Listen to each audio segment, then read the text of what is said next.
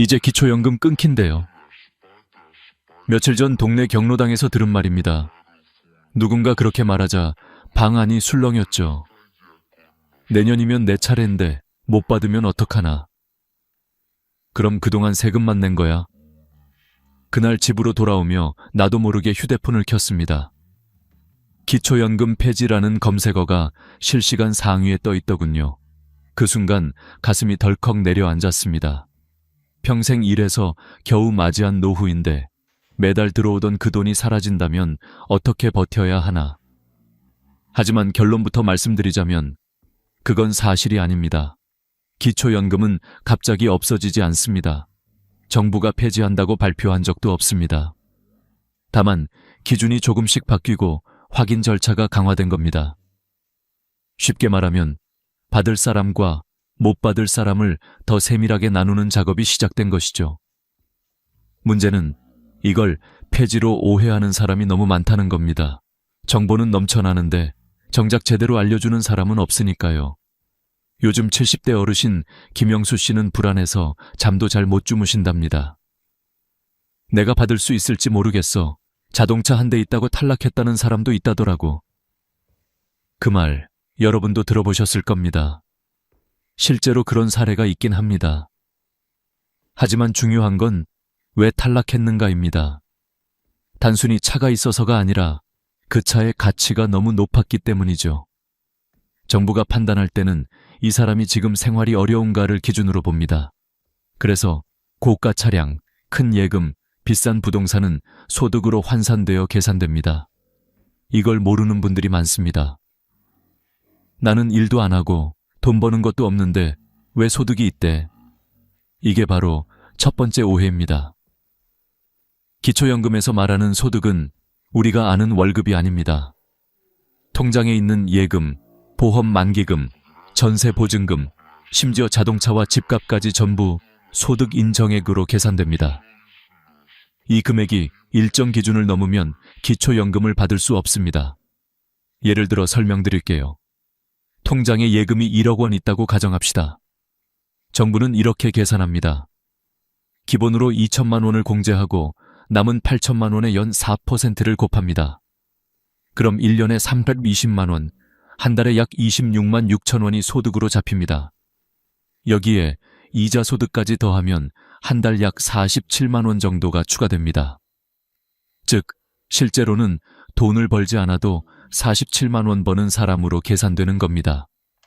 이렇게 되면 기준선인 월 228만 원, 단독가구 기준을 넘기 쉬워집니다. 그래서 많은 분들이 착각하십니다. 나는 일 안 하니까 소득이 없어. 아닙니다. 내 통장에 돈이 있느냐가 더 중요합니다. 예금, 적금, 보험, 자동차, 부동산, 올 포함입니다. 이건 단순히 세금을 내는 문제가 아니라 제도 자체의 구조입니다. 그렇다고 너무 겁내실 필요는 없습니다. 정부가 매년 기준선을 조정하기 때문에 작년에 탈락하셨던 분도 올해는 받을 수 있습니다. 2025년 기준으로 단독 가구는 월 228만 원, 부부 가구는 364만 8천 원 이하라면 자격이 됩니다. 이 금액은 매년 조금씩 올라갑니다. 그러니 작년에 탈락 통보 받으셨더라도 올해 꼭 다시 신청하세요. 그리고 중요한 건 소득 인정액은 내가 조절할 수 있다는 것입니다. 적금 만기, 보험 해약, 자동차 구입, 이런 것들이 신청 시점에 맞물리면 불이익을 받을 수 있습니다. 만약 만 65세 생일이 3월이라면 그달 1일부터 신청이 가능합니다. 그런데 적금이 3월 10일 만기라면 어떻게 될까요? 그 돈이 통장에 찍히는 순간 재산 증가로 계산되어 탈락할 수 있습니다. 그래서 최소 1til 2개월 전에 만기일을 조정하거나 그 시기를 피하는 것이 좋습니다.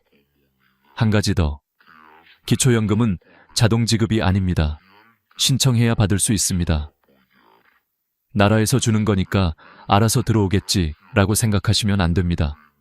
신청 안 하면 영원히 못 받습니다. 늦게 신청하면 소급도 안 됩니다. 65세 생일이 3월 15일이면 3월 1일부터 신청 가능하지만 4월에 하면 3월분은 사라집니다. 이건 제도상 절대 돌려받을 수 없습니다. 그래서 저는 제 지인들에게 늘 이렇게 말합니다.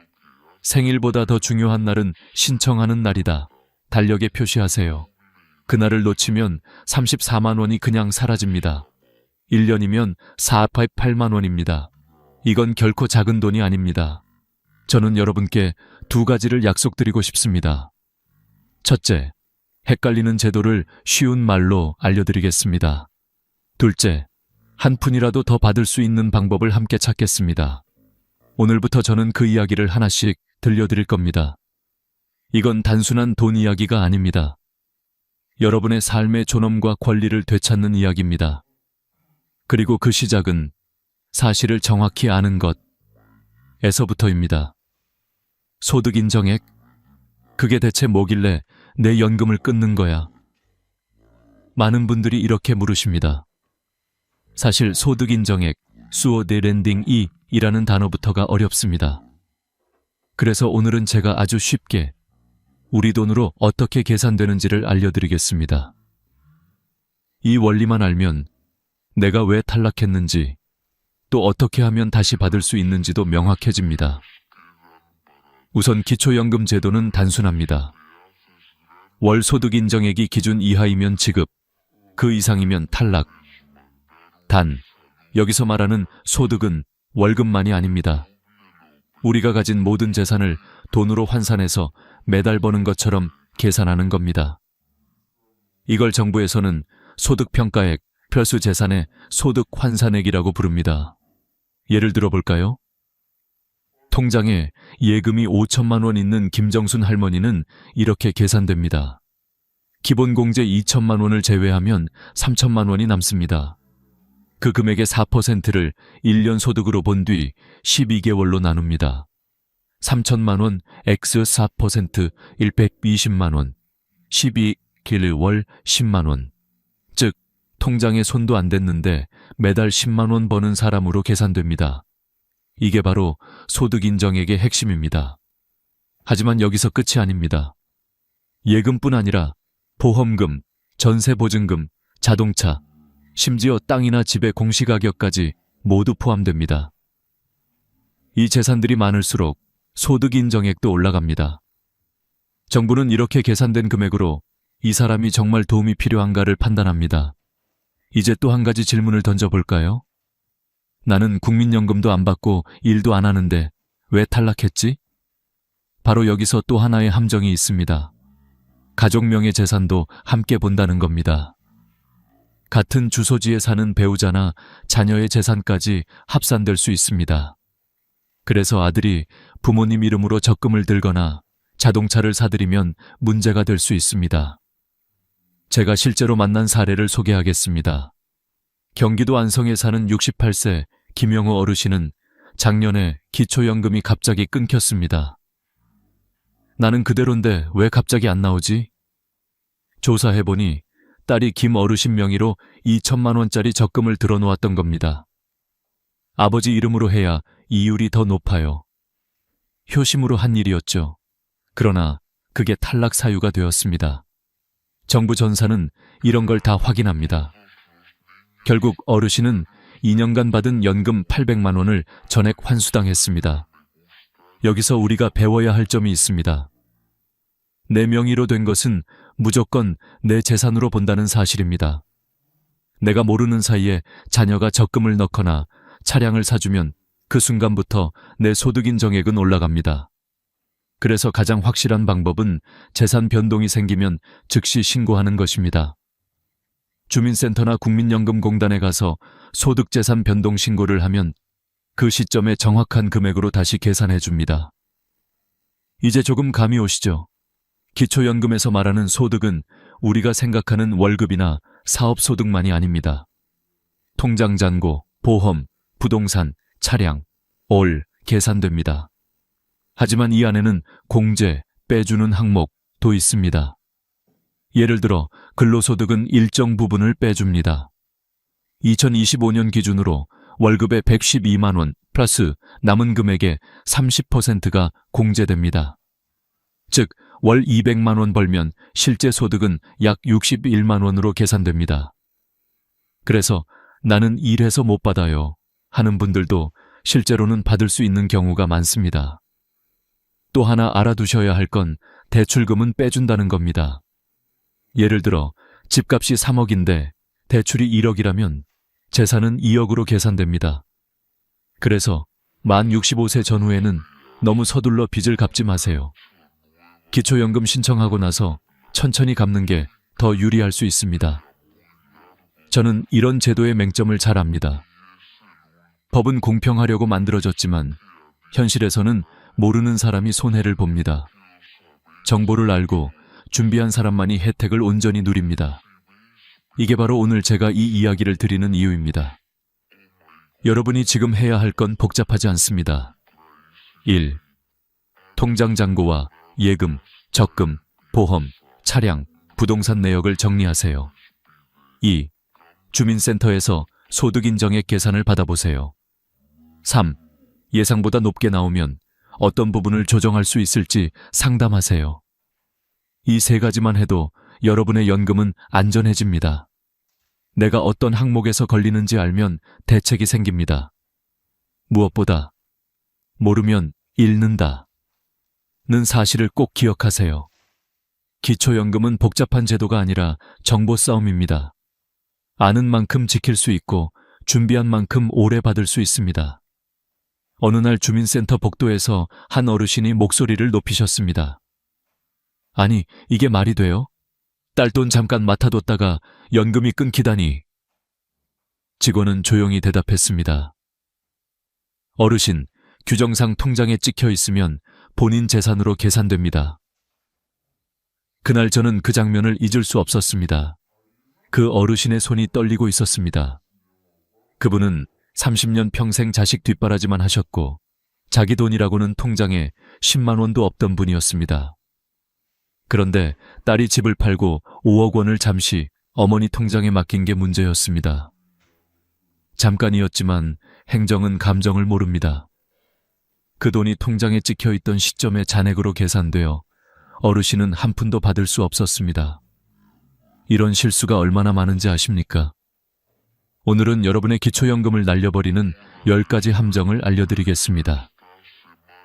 단 하나라도 걸리면 1년에 408만 원, 10년이면 4천만 원이 사라집니다. 첫 번째 실수는 늦게 신청하는 것입니다. 65세 생일이 3월 10일이라면 3월 1일부터 신청할 수 있습니다. 그런데 많은 분이 생일 지나고 심지어 몇 달 뒤에 신청하십니다. 그럼 그동안 것도 나중에 한꺼번에 주겠지? 절대 아닙니다. 기초연금은 소급이 안 됩니다. 4월에 신청하면 3월분은 날아갑니다. 34만 원이 한 달 만에 증발합니다. 그래서 저는 항상 달력에 이렇게 씁니다. 생일보다 중요한 날, 신청하는 날. 두 번째 실수는 적금보험 만기일을 확인하지 않는 것입니다.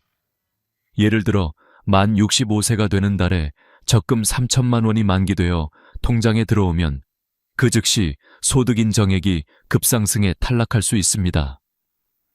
신청일과 만기일이 겹치면 무조건 손해입니다. 적금 만기일은 신청 2개월 전이나 후로 조정해 두세요.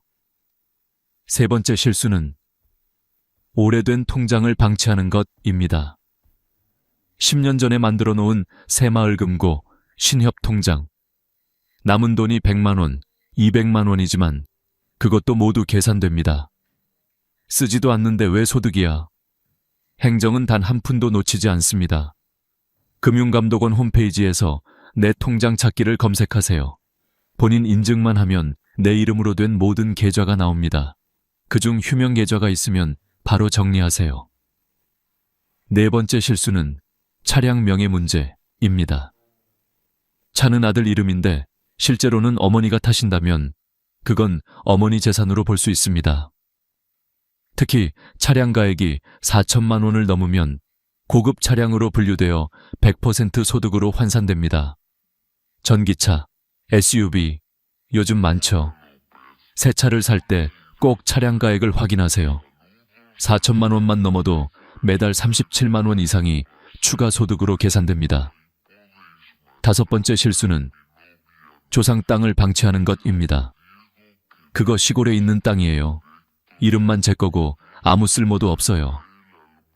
그렇게 생각하시겠지만 정부 전사는 다릅니다. 등기상 내 이름이면 내 재산입니다. 공시지가로 계산됩니다. 심지어 시골 길 하나가 생겨 공시지가가 2배, 3배로 오르기도 합니다. 면사무소에 가서 내 명의 토지 목록을 확인하세요. 그 땅 몰랐어요.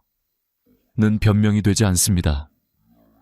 여섯 번째 실수는 부부 재산을 한쪽 명의로 몰아두는 것입니다. 남편 명의로 집도, 통장도, 보험도 몰아둔 경우가 많습니다. 나는 이름으로 된 게 없으니까 괜찮겠지. 틀렸습니다. 기초연금은 부부 합산 기준입니다. 남편 명의든 아내 명의든 다 합산해서 계산합니다. 오히려 한쪽에 몰아두면 증여 의심까지 받을 수 있습니다. 일곱 번째 실수는 빚을 너무 빨리 갚는 것입니다. 대출이 있으면 그만큼 재산에서 빼줍니다. 집값 3억, 대출 1억이면 재산은 2억으로 계산됩니다. 그런데 만 65세 되기 전에 대출을 전액 갚아버리면 재산이 늘어납니다. 기초연금 신청 후에 갚는 게 더 유리합니다. 여덟 번째 실수는 주식 펀드를 잊어버리는 것입니다. 10년 전에 사놓은 주식, 펀드 계좌가 그대로 남아있으면 그것도 금융재산입니다. 은행 계좌만 확인하지 마세요. 증권사 계좌까지 확인해야 합니다. 요즘은 MTS 모바일 증권 앱으로 쉽게 조회됩니다. 아홉 번째 실수는 회원권을 보유한 경우입니다. 골프 회원권, 콘도 회원권도 재산입니다. 특히 골프 회원권은 수천만 원짜리가 많아서 단 하나만 있어도 탈락 사유가 됩니다. 쓰지 않으신다면 만 65세 전에는 정리하세요. 열 번째, 가장 흔하면서도 치명적인 실수는 나는 안 될 거야 하며 신청조차 안 하는 것입니다. 집이 있으니까 안 되겠지. 아직 일해서 월급 받으니까 안 되겠지. 그 생각이 가장 위험합니다. 재산이 있어도 월급이 있어도 기준 이하라면 받을 수 있습니다. 정확한 건 신청해 봐야 합니다. 저는 이 10가지 실수를 보면서 늘 이렇게 생각합니다. 기초연금은 제도의 문제가 아니라 정보의 문제라고요. 몰랐다는 이유 하나로 연금이 끊기고 설마라는 마음 하나로 수천만 원을 잃습니다. 여러분, 정보는 권리입니다. 한 번만 점검하시면 1년에 408만 원을 지킬 수 있습니다. 그게 여러분의 노후를 지키는 첫걸음입니다. 며칠 전 한 통의 전화를 받았습니다. 선생님, 저는 이미 기초연금 받고 있는데요. 다시 확인해 봐야 하나요? 그 질문을 들으면서 저는 잠시 말을 멈췄습니다. 많은 분들이 이렇게 생각하십니다. 나는 이미 받고 있으니까 괜찮겠지. 하지만 아닙니다. 오늘 받고 있다고 해서 내년에도 받는다는 보장은 없습니다. 기초연금은 한번 결정되면 평생 자동으로 나오는 게 아니라 주기적인 확인 조사를 거칩니다. 정부는 2년 또는 3년에 한 번씩 수급자의 소득과 재산을 다시 조사합니다. 이걸 확인조사라고 부릅니다. 그런데 이때 우편 통보가 옵니다. 월미일까지 주민센터에 방문해 소득 재산 확인을 받으세요. 이 통보를 놓치면 어떻게 될까요? 자동으로 자격이 중단됩니다. 충남 공주에 사는 김진수 어르신 72은 7년째 기초연금을 잘 받고 계셨습니다. 그런데 어느 날 11월이 되었는데도 연금이 들어오지 않았습니다. 아니, 왜 안 들어오지? 확인해보니 9월에 구청에서 조사 통보 우편을 보냈는데 김 어르신은 그것을 대수롭지 않게 넘겼던 겁니다. 매년 잘 받았는데 이번에도 그냥 들어오겠지. 그 결과 10월분이 끊겼습니다. 다행히 12월에 다시 신청해서 재개되었지만 한 달분은 그대로 사라졌습니다. 이 사례는 아주 흔합니다. 우편 하나로 수십만 원이 날아가 버립니다. 그래서 반드시 기억해야 할 것이 있습니다. 우편으로 온 확인조사 안내는 반드시 읽고 즉시 방문한다. 혹시 집에 노란 봉투나 하얀 공문서가 도착했는데 나중에 봐야지 하고 두신 적 있나요? 그 한 장이 여러분의 연금을 지키는 열쇠일 수 있습니다. 또 다른 이유로 연금이 끊길 수도 있습니다. 그건 바로 가구 구성 변화 때문입니다. 기초연금은 개인 단위가 아니라 가구 단위로 계산됩니다. 즉, 함께 사는 가족이 바뀌면 연금 자격도 바뀝니다. 예를 들어 혼자 살던 할머니가 아들 집으로 들어가 같이 살게 되면 아들의 소득과 재산이 합산됩니다. 그럼 기준을 초과해서 탈락할 수 있습니다. 반대로 부부가 같이 살다가 한 분이 돌아가시면 단독 가구로 바뀌면서 오히려 받을 금액이 늘어납니다. 강원도 정선에 사는 이정자 할머니 69는 남편과 함께 기초연금을 받고 계셨습니다. 하지만 지난해 남편이 돌아가셨습니다. 할머니는 슬픔에 잠겨 아무런 신고도 하지 못했습니다. 몇 달 후 주민센터에서 연락이 왔습니다. 할머니, 세대 구성이 바뀌었으니 재신청하셔야 합니다. 그리고 다시 신청하자 연금 금액이 오히려 올랐습니다. 부부에서 단독으로 바뀌면서 기준이 달라졌기 때문이죠. 이처럼 세대 구성 변화는 반드시 신고해야 합니다. 배우자가 사망하거나 함께 살던 자녀가 독립했거나 새로운 가족이 전입했을 경우 그 즉시 주민센터에 알려야 합니다. 신고하지 않으면 부정수급으로 오해받을 수 있습니다. 결국 나중에 환수 조치를 당하는 일이 생깁니다. 이제 중요한 포인트를 정리해 볼까요? 기초연금이 끊기는 3가지 핵심 이유는 다음과 같습니다. 1. 소득재산 기준, 초과 2. 확인조사, 미응답, 3가구 구성변화 미신고. 이 3가지만 조심하면 억울하게 연금을 잃을 일은 없습니다. 이건 절대 행정의 복잡함이 아닙니다. 몰라서 생기는 사고입니다. 그럼 나는 지금 괜찮은 걸까? 어떻게 확인할까요? 방법은 2가지입니다. 하나는 복지로, 사이트에서 확인하는 방법입니다. 검색창에 복지로 기초연금 모의 계산을 입력하세요. 내 소득, 예금, 부동산 등을 입력하면 즉시 자격 여부가 나옵니다. 컴퓨터가 어려우면 자녀에게 부탁하세요. 5분이면 충분합니다. 또 하나는 직접 주민센터 방문입니다. 이게 가장 확실합니다. 신분증만 들고 가서 기초연금 자격 확인 좀 해주세요 하면 담당 공무원이 전산으로 바로 조회해 줍니다. 그 자리에서 이렇게 알려줍니다. 할아버지, 은행 예금이 1,800만 원 있으시네요. 부인 명의의 농지가 공시가 4천만 원으로 잡혀 있습니다. 이렇게 세부 항목까지 다 보여줍니다. 만약 잘못된 항목이 있으면 즉시 정정 신청을 할 수 있습니다. 그 땅은 이미 팔았어요. 그 보험은 해지됐어요. 이런 말만으로도 바로 수정됩니다. 여러분, 이런 점검은 귀찮은 일이 아니라 노후를 지키는 보험입니다. 한 번만 해두면 몇 년은 안심할 수 있습니다. 그리고 무엇보다 중요한 건 나는 괜찮을 거야 라는 안일함을 버리는 것입니다. 제도는 냉정합니다. 하지만 정보는 따뜻합니다. 오늘 이 정보를 아는 것만으로도 여러분은 이미 절반을 지키신 겁니다. 기초연금은 나이의 문제가 아니라 준비의 문제입니다. 알면 받습니다. 모르면 잃습니다. 이 단순한 진리를 꼭 기억하세요.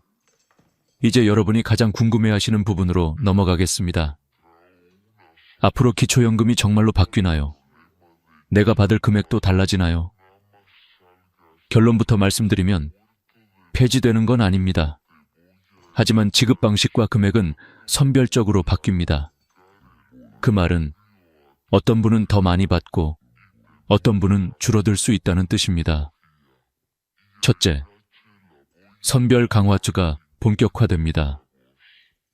현재 기초연금은 65세 이상 소득 하위 70%에게 주어집니다. 그런데 앞으로는 그 70% 안에서도 정말 필요한 분에게 더 많이, 상대적으로 여유 있는 분에게는 덜 주는 구조로 바뀔 가능성이 큽니다. 예를 들어 국민연금을 월 80만 원 이상 받는 분은 기초연금이 15만 원 정도로 줄고 국민연금을 30만 원 이하로 받는 분은 오히려 50만 원으로 늘어나는 방식입니다. 즉, 공평한 나눔에서 필요한 곳에 집중 지원으로 가는 방향이죠. 이런 변화의 핵심에는 국민연금 연계 조정이 있습니다. 현재는 국민연금과 기초연금이 따로 계산되지만 앞으로는 서로 연동되는 구조로 검토되고 있습니다. 예를 들어 국민연금이 오르면 기초연금은 일부 줄고 반대로 국민연금이 적으면 기초연금이 자동으로 올라가는 방식입니다. 물론 이런 개편은 아직 논의 단계입니다. 하지만 정부는 빠르면 2026년부터 시범 시행을 고려 중입니다. 특히 1961년 이후 출생자, 즉 65세가 되는 세대부터 단계적으로 적용될 가능성이 큽니다. 그렇다면 이 변화가 우리에게 어떤 영향을 줄까요? 단도직입적으로 말하면 국민연금을 많이 내고 오래 낸 분들은 기초연금이 줄어들 수 있습니다. 반대로 국민연금이 적거나 아예 없는 분들은 오히려 더 받을 수 있습니다. 정부 입장에서는 한정된 예산 안에서 형평성을 맞추려는 것입니다. 둘째, 기초연금 금액 인상도 함께 추진 중입니다. 지금 최대 금액은 월 34만 2,510원입니다. 정부는 이를 40만 원까지 단계적으로 올리는 계획을 검토하고 있습니다. 하지만 조건이 붙습니다.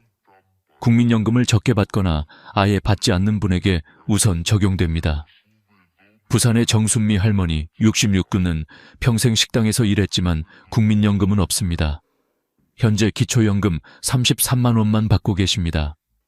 만약 개편안이 통과되면 40만 원으로 인상됩니다. 7만 원 차이지만 1년이면 84만 원, 10년이면 8편에 40만 원이 늘어나는 셈입니다.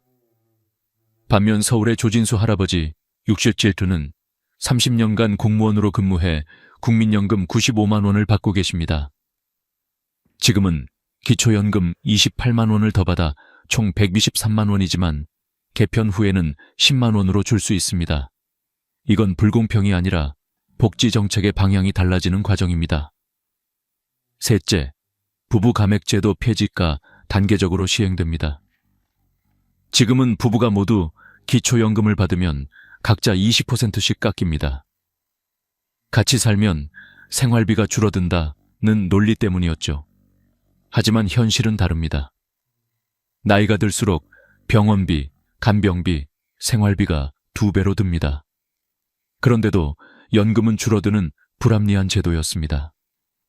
그래서 정부는 2027년부터 부부 감액을 절반으로 줄이고 2030년부터는 완전히 없애기로 방향을 잡았습니다. 간단히 계산해 볼까요? 지금은 부부가 각각 34만 원씩 받아야 하는데 20% 감액되어 각자 27만 2천 원씩 받습니다. 두 분 합쳐 54만 4천 원입니다. 하지만 부부 감액이 사라지면 두 분 모두 34만 원씩 받게 됩니다. 합계 68만 원, 1년이면 160만 원이 늘어납니다. 이건 단순한 숫자의 문제가 아닙니다.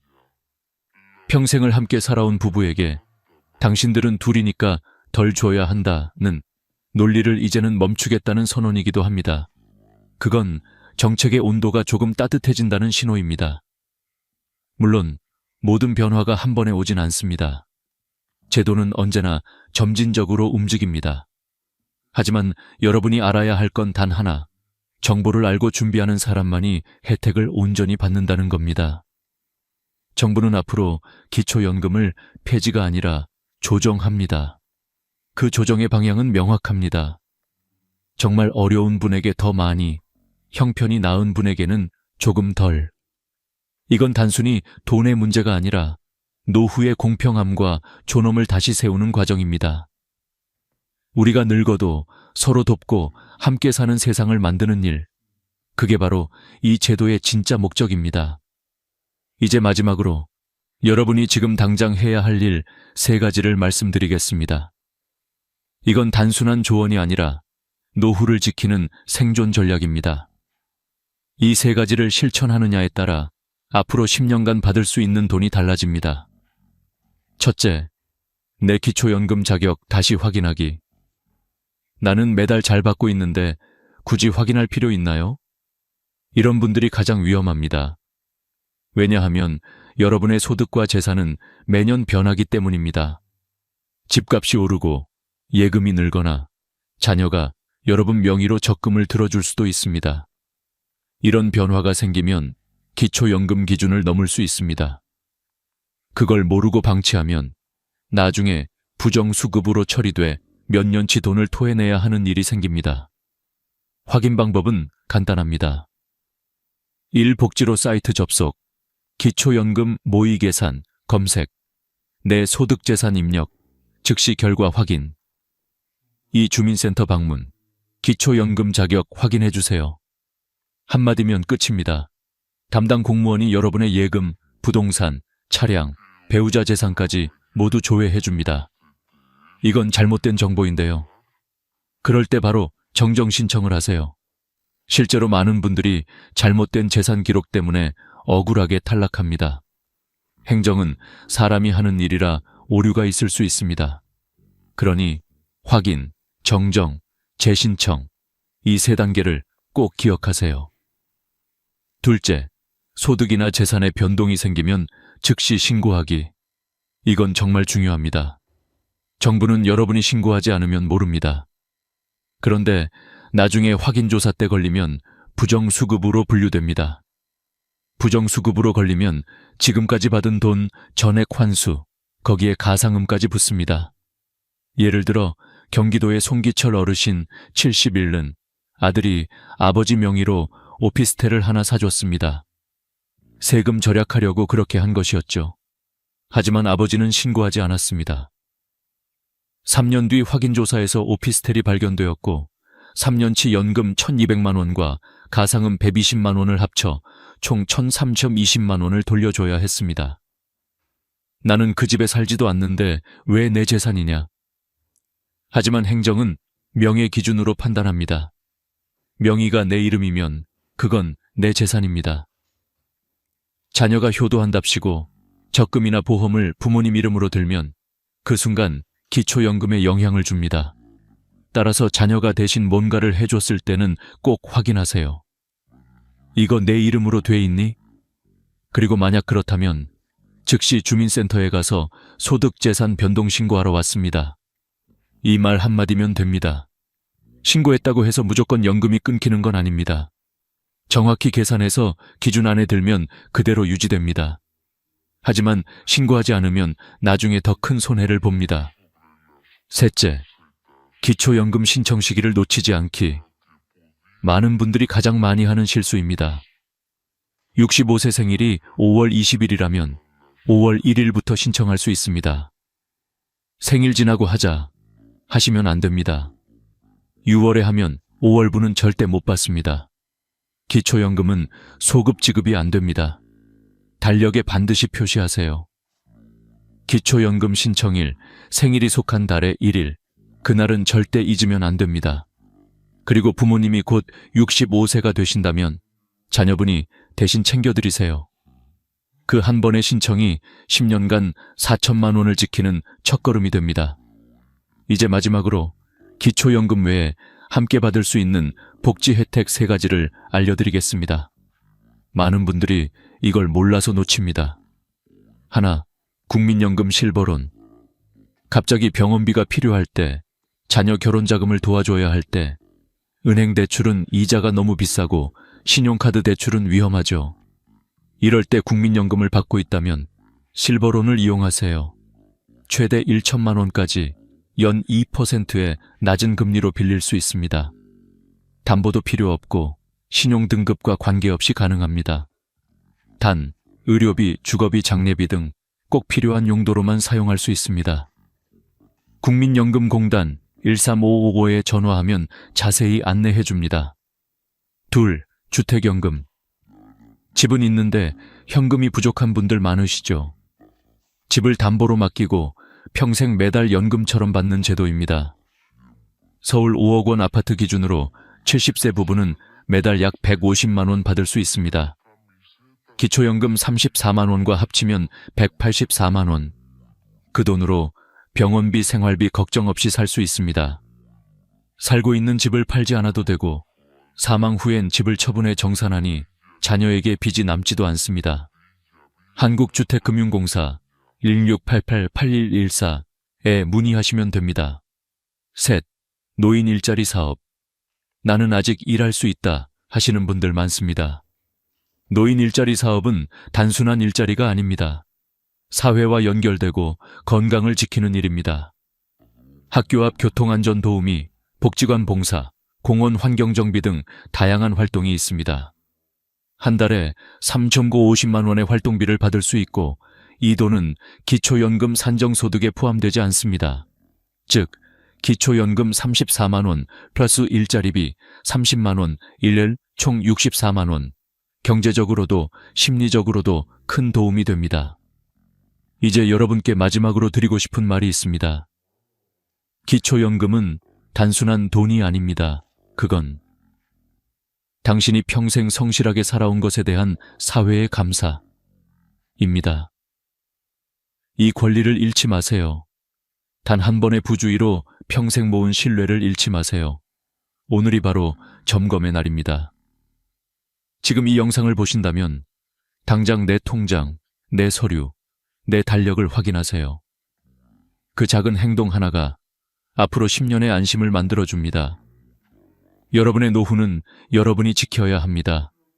하지만 저는 늘 곁에서 도와드리겠습니다. 이 채널에서는 앞으로도 건강, 연금, 복지, 노후 자금 관리에 대한 가장 빠르고 정확한 정보를 전해드리겠습니다. 오늘 영상이 도움이 되셨다면 좋아요, 구독, 그리고 알림 설정 꼭 눌러주세요. 그리고 부모님이나 친구, 이웃 중에 이 정보가 필요한 분께 지금 바로 공유해 주세요. 이 한 편의 영상이 누군가의 노후를 지켜줄 수 있습니다. 함께 살아가는 사회, 함께 늙어가는 우리 모두를 위해 지금 이 순간이 그 변화를 시작할 시간입니다. 요즘 들어 이상한 소문이 돌기 시작했습니다. 내일부터 기초연금이 끊긴대. 61년생부터는 못 받는다더라. 처음에는 그냥 웃어넘겼습니다. 하지만 카카오톡 단톡방마다 이 이야기가 퍼지기 시작하자 저도 마음이 불안해졌습니다. 혹시 나도 이제 못 받는 건 아닐까? 새벽에 눈을 뜨면 제일 먼저 휴대폰을 확인하게 됐습니다. 어르신들끼리 서로 확인도 못한 채 걱정만 쌓여가는 그 분위기, 여러분도 느껴보셨을 겁니다. 그날도 마을회관에 갔더니 다들 모여 같은 이야기를 하고 있었습니다. 기초연금이 내일부터 중단된대요. 국회에서 통과됐다던데? 61년생은 되고 60년생은 안 된다더라. 확인되지 않은 말들이 돌고 도니까 어느새 사실처럼 굳어져 있었습니다. 그중 한 분은 벌써 자식에게 앞으로 힘들어질 것 같다고 말씀하셨다더군요. 그 말을 들으니 가슴이 철렁 내려앉았습니다. 집으로 돌아와 뉴스를 찾아봤습니다. 아무리 찾아도 폐지라는 말은 없었습니다. 그런데 이상했습니다. 유튜브에는 기초연금 폐지 확정, 이제 끝났다. 같은 자극적인 제목의 영상이 수십 개나 올라와 있었습니다. 댓글에는 정부가 약속을 어겼다. 이제 노인들은 버려졌다는 글이 쏟아졌습니다. 그걸 보고 있자니 점점 분노가 치밀어 올랐습니다. 하지만 동시에 정말 사실일까 하는 의심도 생겼습니다. 그래서 저는 직접 확인하기로 했습니다. 보건복지부 홈페이지에 들어가고 국회 회의록도 찾아봤습니다. 아무리 찾아도 폐지라는 단어는 없었습니다. 대신 조정, 개편, 효율화라는 단어들이 보였습니다. 그렇다면 완전히 없애는 게 아니라 바꾸는 거구나. 그제야 조금 마음이 놓였습니다. 하지만 또 한편으로는 이런 생각이 들었습니다. 그래도 그냥 바뀌는 건 아닐 텐데 누군가는 분명히 손해를 볼 거야. 그래서 더 깊이 들여다봤습니다. 왜 하필 61년생부터라는 말이 퍼졌을까? 알고 보니 그 세대가 국민연금 제도가 본격적으로 시행된 이후 직장 생활을 시작한 첫 세대였습니다. 그래서 국민연금 수급액이 이전 세대보다 높습니다. 정부 입장에서는 이미 연금을 많이 받는 분들에게까지 기초연금을 똑같이 줄 필요가 있냐는 고민이 생긴 것이죠. 예를 들어 보겠습니다. 1958년생인 박순례 할머니는 평생 농사만 지어 국민연금이 월 15만 원밖에 안 됩니다. 반면 1962년생 김영식 할아버지는 30년간 직장 생활을 해서 국민연금을 85만 원 받습니다. 두 분 모두 기초연금 33만 원을 받으면 할머니는 48만 원, 할아버지는 118만 원입니다. 이렇게 차이가 나니 정부는 형평성에 맞게 조정하자는 논의를 시작한 겁니다. 문제는 이 내용이 일부만 언론에 흘러나가면서 61년생부터 끊긴다는 식으로 와전된 것이었습니다. 기사 제목은 자극적으로 써야 클릭이 되니까 정작 본문에는 조정 검토 중이라고 되어 있어도 대부분 사람들은 제목만 보고 아, 폐지됐구나 하고 믿어버린 겁니다. 유튜브 영상 썸네일만 보고 내용은 보지 않은 채 단톡방에 퍼나르기 시작했습니다. 결국 아무도 공식 발표를 본 사람은 없는데 모두가 사실처럼 떠들게 된 겁니다. 그게 바로 소문의 무서움입니다. 정말일까? 하는 순간 이미 마음속에는 불안이 씨앗처럼 뿌려집니다. 저 역시 그 불안 속에 잠을 설쳤습니다. 그날 밤 저는 결심했습니다. 내가 직접 확인해서 사람들에게 알려드리자.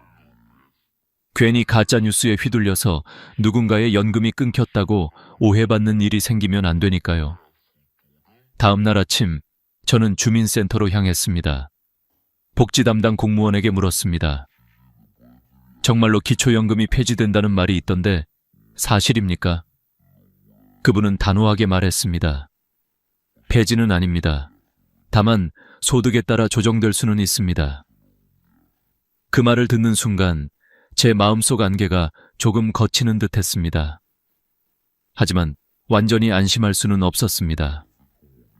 조정이란 말은 어쩌면 더 무서운 말이기도 합니다. 누군가는 여전히 혜택을 잃을 수도 있으니까요. 그날 이후 저는 주변 어르신들에게 이 사실을 알려드리기 시작했습니다. 폐지되는 게 아닙니다. 다만 조건이 바뀔 수 있으니 지금부터 준비하셔야 합니다. 하지만 제 말을 듣고도 여전히 불안해하시는 분들이 많았습니다. 왜냐하면 실제로 아무 이유 없이 연금이 끊긴 분들이 이미 있었기 때문입니다. 그때부터였습니다. 저는 이 문제의 진짜 본질을 파고들기 시작했습니다. 기초연금은 왜 갑자기 끊길까? 어떤 사람들은 왜 자격을 잃을까? 그리고 곧 충격적인 진실을 알게 되었습니다. 그건 정부의 개편 때문이 아니라 우리의 작은 부주의 때문이었습니다. 이제부터 그 이야기를 하나씩 말씀드리려 합니다. 며칠 뒤 저는 본격적으로 진실을 파헤치기 시작했습니다. 단순히 폐지 아니다 라는 말만으로는 안심이 되지 않았습니다. 정책이란 언제든 바뀔 수 있고 말 한마디가 사람의 노후를 뒤흔들 수도 있으니까요. 저는 그날부터 매일같이 관련 뉴스를 모니터링했습니다. 그리고 복지부가 발표한 자료, 국회 회의록, 전문가 인터뷰를 하나하나 읽어내려갔습니다. 그 과정에서 확실히 알게 된 사실이 하나 있었습니다. 정부가 말하는 개편의 핵심은 조정이었습니다. 지금까지는 65세 이상 어르신 대부분에게 똑같이 주던 기초연금을 앞으로는 형편이 더 어려운 분들에게 집중적으로 주자는 방향이었던 겁니다. 말하자면 더 공평하게 나누자는 의도였죠. 하지만 문제는 이 단어가 너무 낯설고 설명 없이 흘러나오다 보니 사람들은 그걸 폐지로 받아들인 겁니다. 저는 이런 생각이 들었습니다. 이건 단순한 오해가 아니라 믿음의 문제다. 국가가 약속한 노후의 최소한마저 흔들린다고 느끼면 그건 불안이 아니라 공포가 됩니다. 특히 우리 세대에게 연금은 마지막 안전망입니다. 그때 저는 우연히 경기도에 사는 김영식 어르신 이야기를 들었습니다. 62년생으로 30년간 회사에 다니셨고 지금은 국민연금을 월 85만 원 받으십니다. 거기에 기초연금 33만 원까지 합치면 한 달 178만 원. 하지만 같은 동네의 58년생 박순례 할머니는 국민연금이 15만 원밖에 안 돼서 기초연금 합쳐도 48만 원이 전부였습니다. 두 분의 차이는 무려 2배 이상이었습니다. 정부는 이런 상황을 두고 고민하기 시작한 겁니다. 이미 충분히 연금을 받는 분에게까지 동일하게 지원하는 게 맞는가? 반면 정말 힘든 분들에게는 조금 더 드려야 하지 않나? 이런 논의가 선별 강화라는 이름으로 시작된 것이었습니다. 하지만 언론은 이걸 다르게 썼습니다. 61년생부터 연금 중단, 차별 지급 논란. 단어 몇 개만 바꿔도 의미는 전혀 달라집니다. 사람들은 제목만 보고 놀랐고 그 불안이 그대로 카카오톡으로 유튜브로 퍼져나갔습니다. 그때부터였습니다. 기초연금은 사라진다. 정부는 노인을 버렸다. 라는 소문이 걷잡을 수 없이 커졌습니다.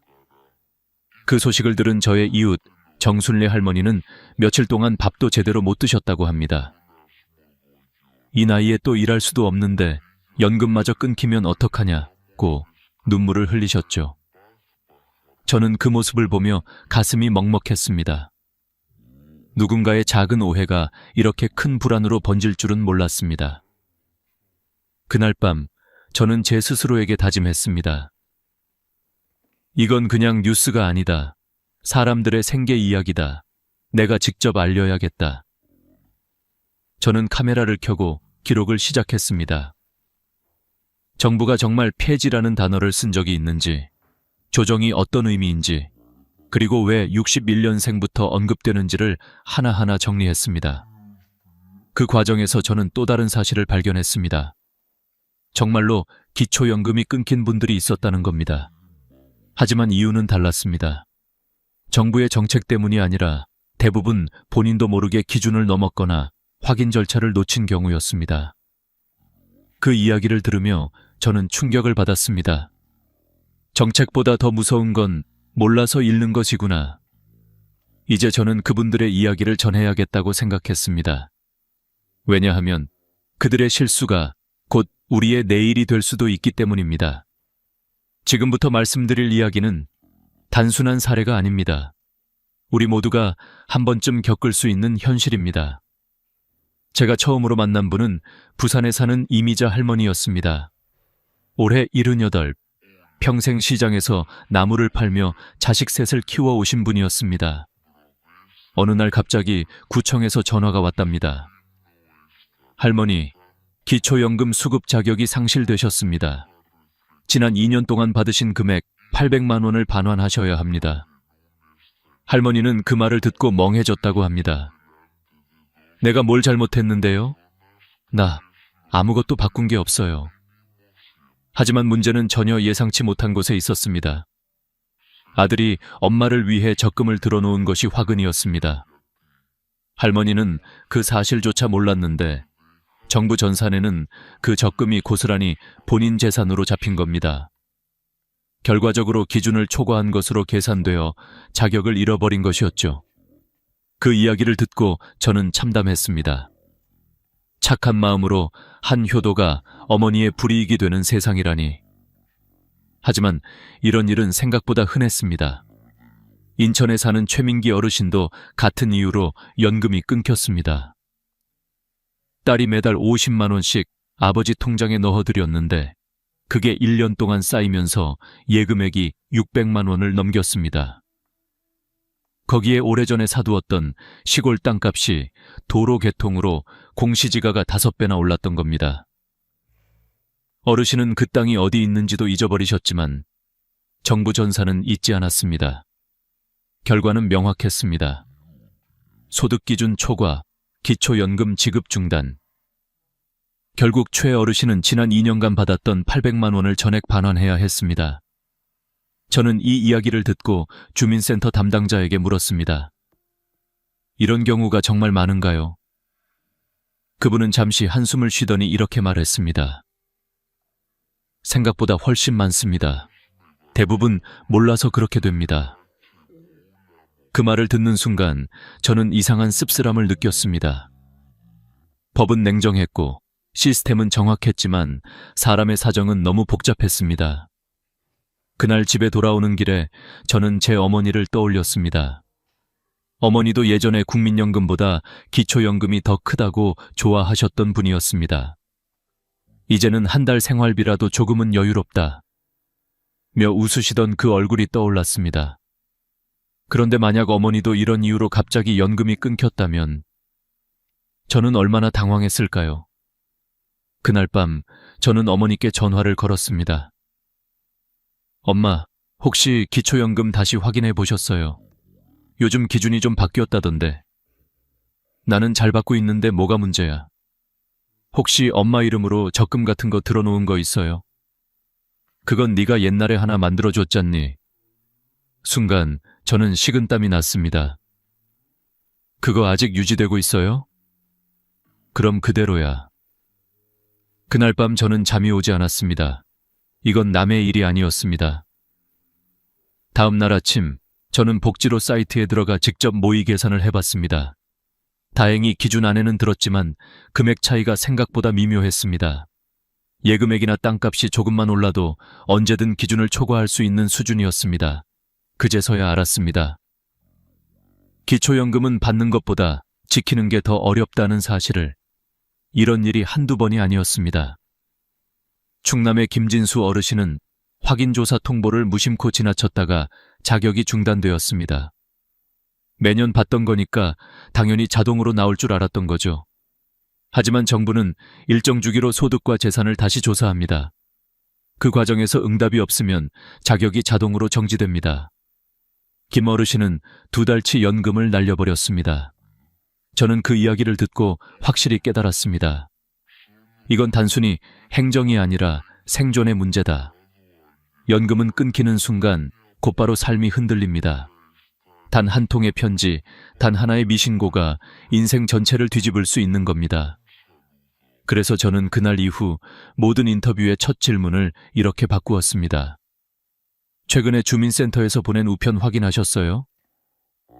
혹시 자녀 명의로 된 재산이 있나요? 가족 구성에 변화가 있으셨나요? 이 3가지 질문에 답하는 것만으로도 기초연금을 지킬 가능성이 훨씬 높아졌습니다. 다음 장에서는 제가 직접 정리한 3가지 경고, 그리고 지금 바로 점검해야 할 핵심 포인트를 말씀드리겠습니다. 이걸 모르시면 당신의 연금도 언제든 멈출 수 있습니다. 그 다음에 제가 만난 분은 충남 홍성에 사는 김진수 어르신이었습니다. 올해 72, 기초연금을 무려 7년째 꾸준히 받아오셨던 분입니다.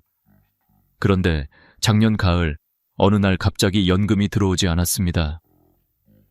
이상하다, 날짜가 됐는데 왜 안 들어오지? 처음에는 단순한 착오라고 생각하셨답니다. 며칠 기다려도 입금이 없자 구청에 전화를 걸었습니다. 담당자는 이렇게 말했습니다. 확인조사 기간에 응하지 않으셔서 자격이 중단됐습니다. 김 어르신은 순간 귀를 의심했습니다. 확인조사요? 그런 게 있었나요? 예, 작년 9월에 우편으로 통보드렸습니다. 10월 말까지 방문하셨으면 됐는데 응답이 없으셔서 중단 처리됐습니다.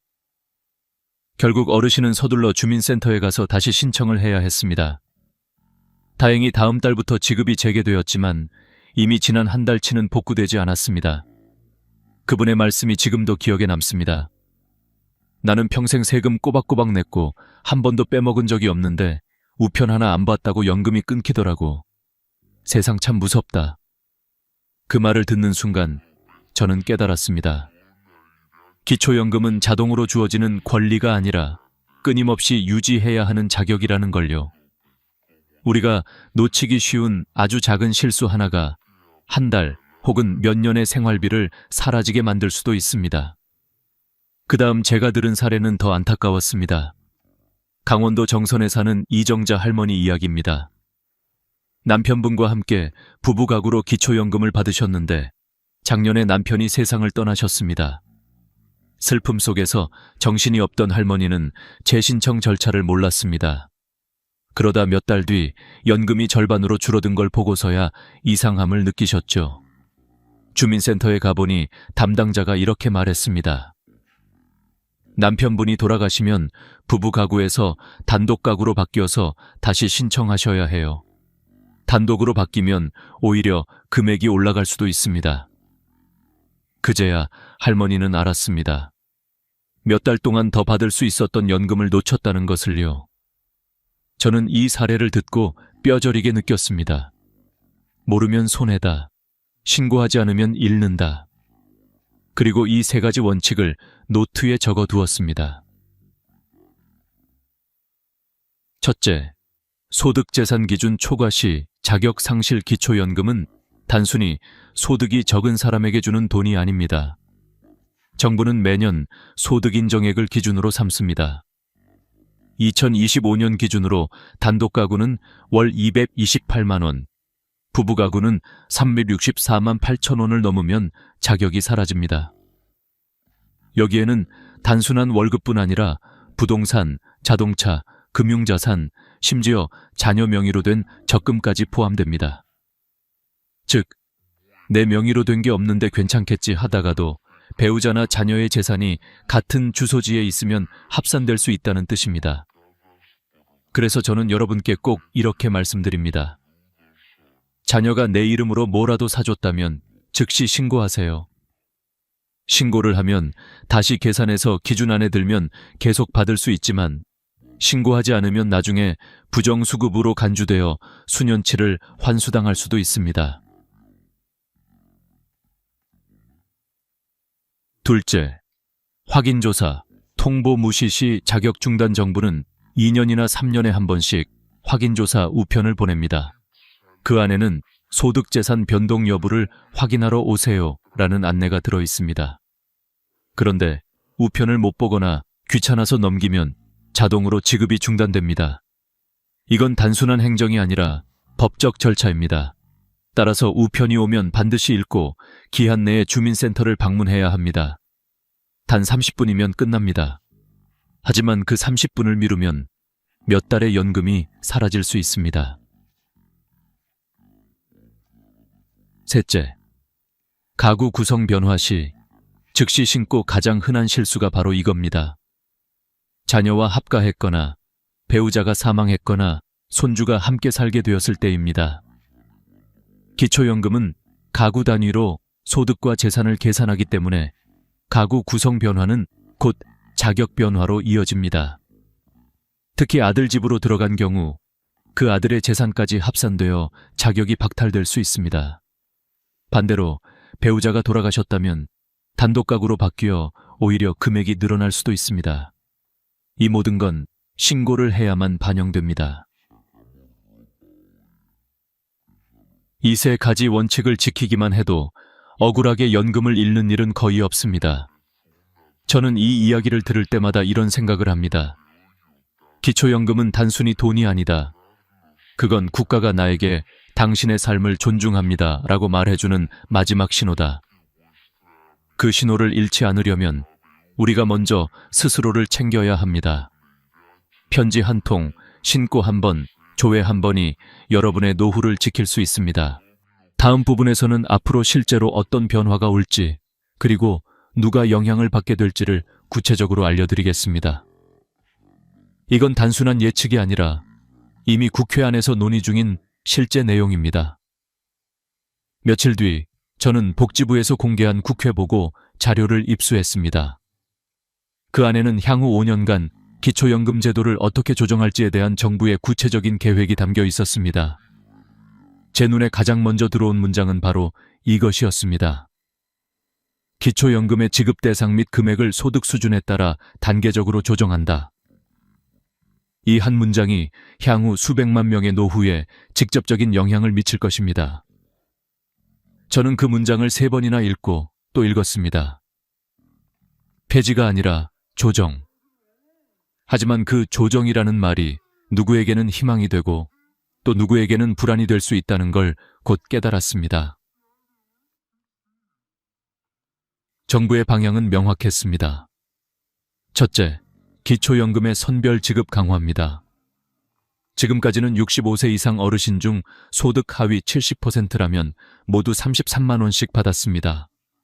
하지만 앞으로는 같은 70% 안에서도 차등을 두자는 겁니다. 예를 들어 국민연금을 월 80만 원 이상 받는 분은 기초연금을 15만 원으로 줄이고 국민연금을 30만 원 이하로 받는 분은 50만 원까지 올리는 방식이죠. 이 말인즉 많이 받는 사람은 조금, 적게 받는 사람은 더 많이, 즉 공평이 아니라 필요 중심으로 간다는 뜻이었습니다. 저는 처음엔 그 방향이 나쁘지 않다고 생각했습니다. 하지만 곧 이런 의문이 들었습니다. 그럼 국민연금을 성실히 낸 사람은 손해보는 건가? 예를 들어 평생 성실히 일하며 국민연금을 꾸준히 낸 61년생 이상 세대는 오히려 감액 대상이 될 가능성이 높습니다. 반대로 가입이 어려웠던 농어촌 어르신이나 자영업 종사자는 혜택을 볼 수 있습니다. 결국 같은 어르신이지만 처한 위치에 따라 결과가 완전히 달라집니다. 누구에게는 드디어 형평성이 맞는다가 될 것이고 누구에게는 이제 와서 왜 나만 줄이느냐가 될 것입니다. 그 불균형의 씨앗이 이미 싹트고 있는 것이죠. 그 둘째, 기초연금 금액 인상 가능성도 있었습니다. 놀랍게도 정부는 최대 지급액을 33만 원에서 40만 원으로 인상하는 방안을 검토 중입니다. 하지만 여기에도 조건이 있었습니다. 국민연금을 거의 못 받는 분들에게만 해당됩니다. 즉, 국민연금이 없는 분은 오히려 더 받게 되고 많이 받는 분은 오히려 줄어듭니다. 표면적으로는 인상이지만 실질적으로는 재분배 강화입니다. 저는 이 부분에서 부산의 정순미 할머니를 떠올렸습니다. 평생 식당 일만 하셨지만 국민연금은 한 푼도 없습니다. 지금은 기초연금 33만 원으로 근근히 생활하고 계십니다. 이 개편안이 시행되면 할머니는 40만 원으로 올라갑니다. 한 달 7만 원 차이지만 그분에게는 시장에서 반찬 하나라도 더 살 수 있는 소중한 돈입니다. 반면 서울의 조진수 할아버지는 상황이 다릅니다. 30년 공무원 생활로 국민연금을 월 90만 원 받습니다. 현재는 기초연금 28만 원을 더해 178만 원이지만 개편 후에는 10만 원으로 줄어들 수 있습니다. 한 달 18만 원, 1년이면 216만 원 손해입니다.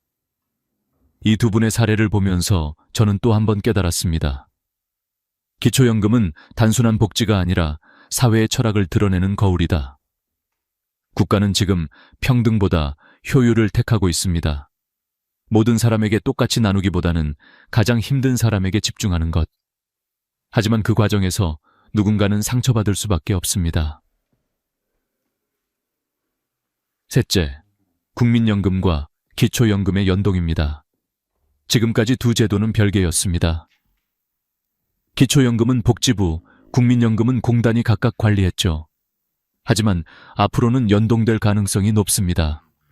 즉, 국민연금이 오르면 기초연금은 자동으로 줄고 국민연금이 줄면 기초연금이 늘어나는 구조입니다. 이 구조가 도입되면 정부 입장에서는 예산 관리가 훨씬 쉬워집니다. 하지만 개인 입장에서는 불안해집니다. 내가 국민연금 조금이라도 오르면 그만큼 깎이는 거야? 이런 불신이 퍼지면 결국 국민 전체의 연금 신뢰도 자체가 흔들릴 수 있습니다. 저는 이 보고서를 덮고 오랫동안 생각했습니다. 이건 단순한 숫자의 문제가 아니었습니다. 누가 더 어렵고 누가 더 많이 냈느냐를 따지는 계산표 뒤에는 수백만 명의 노년의 얼굴이 숨어 있었습니다. 기초연금은 돈이 아니라 존엄의 증거입니다. 나는 아직 사회의 일원으로 존중받고 있다. 그 믿음을 지키는 게 복지의 본질 아닐까요? 그래서 저는 오늘 이 영상을 통해 마지막으로 말씀드리고 싶습니다.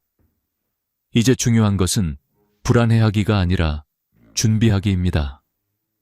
다음 부분에서 지금 당장 여러분이 해야 할 3가지 행동을 구체적으로 알려드리겠습니다. 이 3가지를 모르면 앞으로의 변화 속에서 길을 잃을 수도 있습니다. 이제 결론 부분입니다. 여러분, 지금까지 기초연금 제도의 변화와 실제 사례들을 함께 살펴봤습니다. 그동안 폐지된다, 61년생부터 못 받는다는 말이 떠돌며 수많은 어르신들이 불안해하셨지만 그 실체는 폐지가 아니라 조정, 선별 강화였습니다. 그렇다고 해서 마음 놓고 있을 수만도 없습니다. 왜냐하면 제도는 늘 바뀌지만 준비하지 않으면 피해는 언제나 모르는 사람에게 찾아오기 때문입니다. 그래서 저는 오늘 이 영상을 보는 모든 분들께 지금 당장 꼭 해야 할 3가지 행동을 말씀드리고 싶습니다.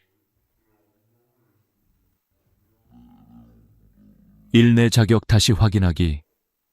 나는 매달 잘 받고 있는데 뭐가 문제야? 이렇게 생각하시는 분들 많습니다. 하지만 여러분, 지금 받고 있다고 해서 내년에도 계속 받을 거라는 보장은 없습니다. 정부는 매년 재산과 소득을 다시 조사합니다. 집값이 오르거나 자녀가 내 이름으로 적금을 들어줬거나 배우자의 소득이 변해도 모두 반영됩니다. 그렇기 때문에 지금 자격이 유지되고 있는지 꼭 확인하셔야 합니다. 가장 쉬운 방법은 2가지입니다. 하나는 복지로 사이트에서 확인하는 방법입니다. 검색창에 복지로를 입력하고 기초연금 모의 계산을 클릭하면 소득, 재산, 배우자, 유무 등을 입력해 바로 확인할 수 있습니다. 컴퓨터가 어렵다면 자녀나 손주에게 부탁하세요. 5분이면 충분합니다. 2번째는 직접 주민센터에 방문하는 겁니다. 신분증 하나만 들고 가셔서 기초연금 자격 확인 좀 해주세요. 이 한마디면 담당 공무원이 전산으로 바로 조회해줍니다. 여기서 내 예금, 배우자 명의 땅, 자녀가 내 이름으로 사준 자동차까지 다 확인됩니다. 혹시 잘못된 정보가 있다면 즉시 정정 신청도 할 수 있습니다. 이 과정에서 나는 몰랐는데 이게 재산으로 잡혔구나 하는 분들이 많습니다. 이 확인 한 번이 몇백만 원을 지키는 길이 됩니다.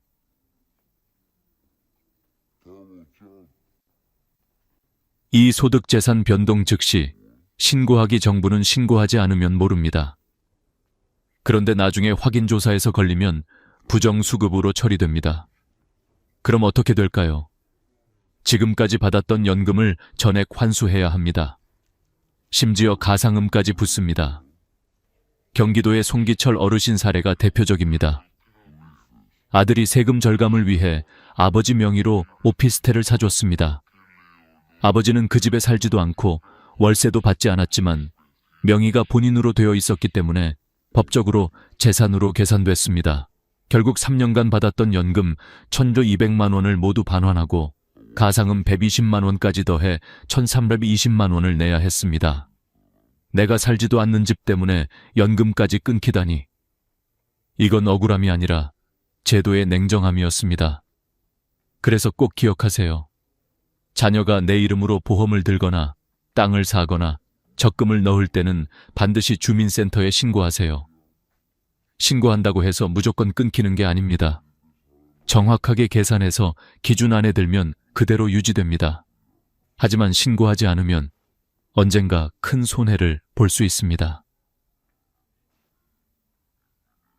3. 우편 통보와 가구 구성 변화. 꼭 확인하기. 정부는 매년 확인조사 통보를 우편으로 보냅니다. 그런데 우편을 놓치면 자격이 자동으로 중단됩니다. 그거 그냥 광고인 줄 알고 버렸어요. 이 한마디 때문에 몇 달치 연금을 잃는 일이 실제로 많습니다.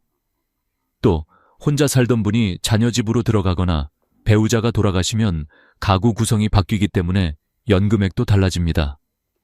이럴 때는 반드시 다시 신청해야 합니다. 가끔은 줄어들지만 어떤 경우에는 오히려 더 받을 수도 있습니다. 신고하지 않으면 제도는 여러분을 모릅니다. 이 3가지는 어렵지 않습니다. 단 1년에 한 번 30분만 투자하면 됩니다. 하지만 그 30분이 여러분의 노후를 지켜줍니다. 저는 수많은 어르신들의 이야기를 들으며 이런 생각을 하게 되었습니다. 연금이란 결국 신뢰의 문제다. 정부가 나를 믿고 나는 제도를 믿는 것. 그 신뢰가 끊어질 때 불안은 시작됩니다. 하지만 반대로 내가 조금만 더 관심을 갖고 움직이면 그 신뢰는 다시 단단해집니다. 어쩌면 지금이 가장 중요한 시기일지도 모릅니다. 기초연금은 완전히 사라지는 것이 아닙니다. 다만 누가 받을 자격이 있는가의 기준이 달라지는 것입니다. 그 변화를 미리 알고 준비한 사람은 지킬 수 있고 모르는 사람은 잃게 됩니다. 여러분, 오늘 이 영상을 끝까지 봐주셔서 정말 감사합니다. 지금 당장 복지로에 들어가서 내 자격을 확인해 보세요. 주민센터에도 한번 들러 상담받아 보세요. 이건 단순한 행정 절차가 아니라 여러분의 노후를 지키는 마지막 안전벨트입니다. 오늘 내용이 도움이 되셨다면 좋아요와 구독 버튼 꼭 눌러주세요. 이 채널은 앞으로도 여러분이 건강하고 안정된 노후를 살아가실 수 있도록 가장 빠르고 정확한 복지 소식과 실생활 팁을 전해드리겠습니다. 기억하세요. 연금은 돈이 아니라 존엄의 상징입니다. 그 존엄을 잃지 않으려면 스스로 먼저 지켜야 합니다. 여러분의 내일이 더 따뜻하고 단단해지길 진심으로 바랍니다. 감사합니다.